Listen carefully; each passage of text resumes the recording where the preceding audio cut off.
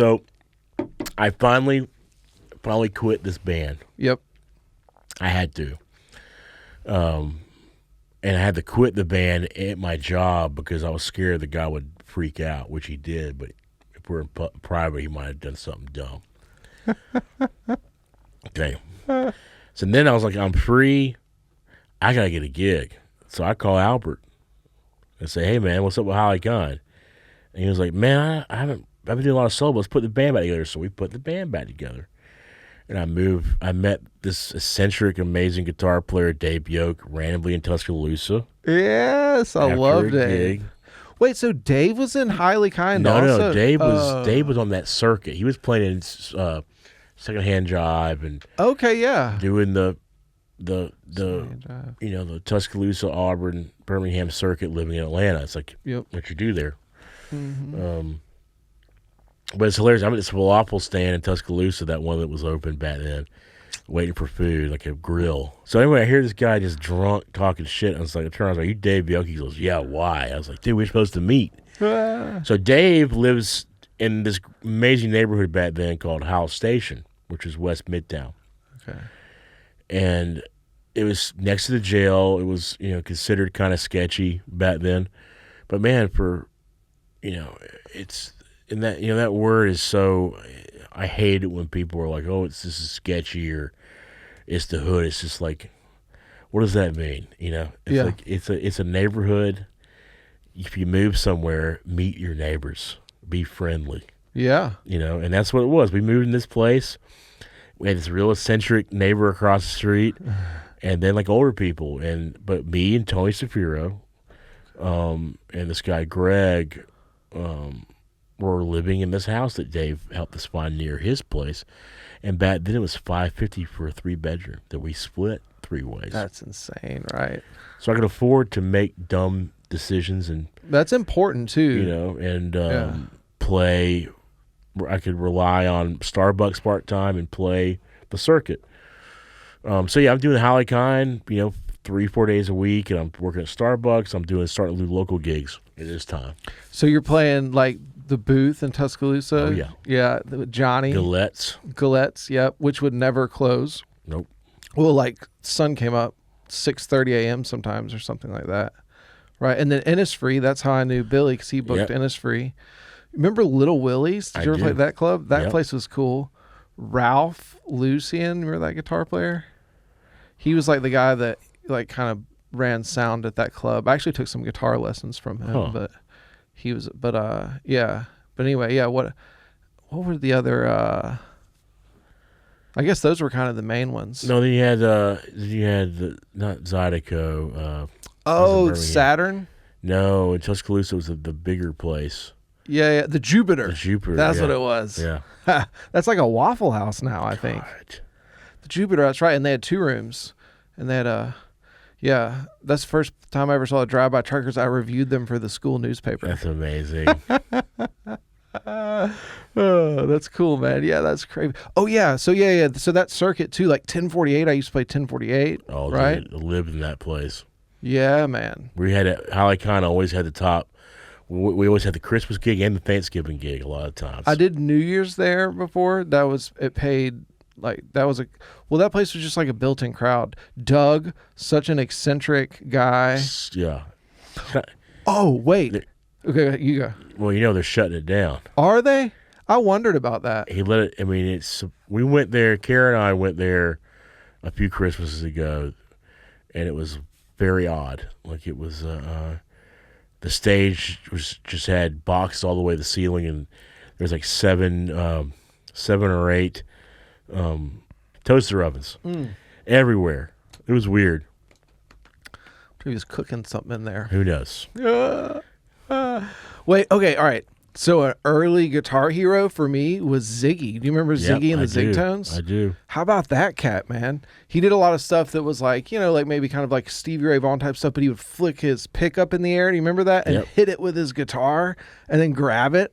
That blew me away as a kid. Ziggy was something else, man. Yeah, a lot of tricks. I feel like there was this lore that he like played with Santana. Do you know what his history was? Or? I mean, I heard that as well. Yeah, I only met him a few times. Yeah, but that whole Montgomery scene, man. some wild people. Remember Sue Laterre? Cone Frere? So wacky, like a trumpet player with like some synth piano sounds. That was like Henry. Henry, yeah. Sorry, Henry. And they had that illegal moonshine for sale, the Blue Midnight Special or something. Yeah. And you had to join for like a quarter or something like that. You had to become a member to drink after hours. Yep. Yeah, downtown Montgomery before it was really developed down there too, and then like even what's that? Who has that property now? It's not open. Dude, it's been so long since God, I've been that'd be over an amazing there. club that's reopened. Yeah, what a trip that was like. Yeah, a lot of really weird stuff would happen there. Ellie, there was 24-hour bars in Montgomery. I mean, the Zip. Remember the Zip? Where was that?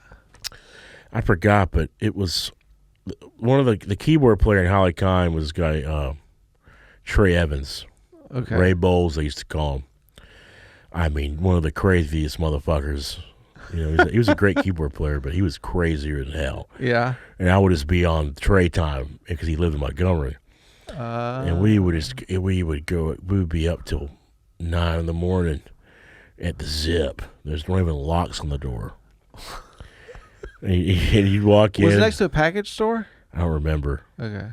But it was some really weird places in Montgomery.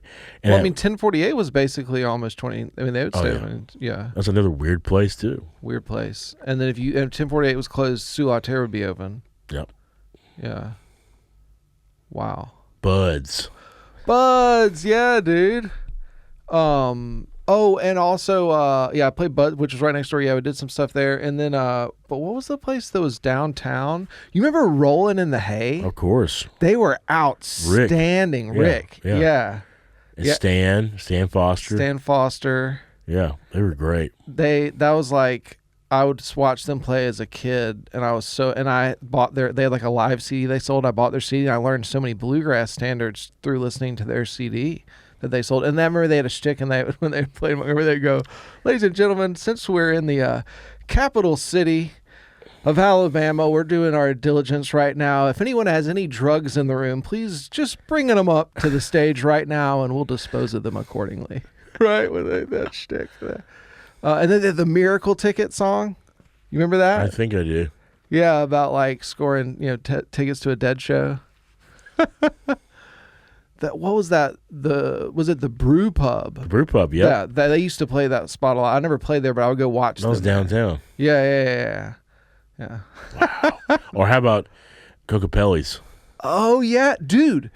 That was okay. Cocopelli's. Well, Head on the Door. Head on the Door. My first bar gig ever was Head on the Door.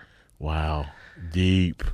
Okay, you know what we did? All right, so this is like a high school band. So we're like 15. We're like 16. I was 16, and we had played a private party at Sinclair's on Lake Martin. Oh, Sinclair's, yep. And it was a birthday party for like the guitar player's dad, who's like turned 50 or I don't know. But so it was filled with people that were all old enough to go to a bar. We're 16, and my dad had like the camera footage of it, so I went around to all these places in Montgomery with the camera and had them hook it up to their television in the bar with the band. That was my idea, and show them, hey, we have a band, book us. Wow. So we go to Head on the Door, and these guys, you could tell they were hurting for business, and they're watching it, and they go, "Oh, this is great." He goes, "Are these your fans?"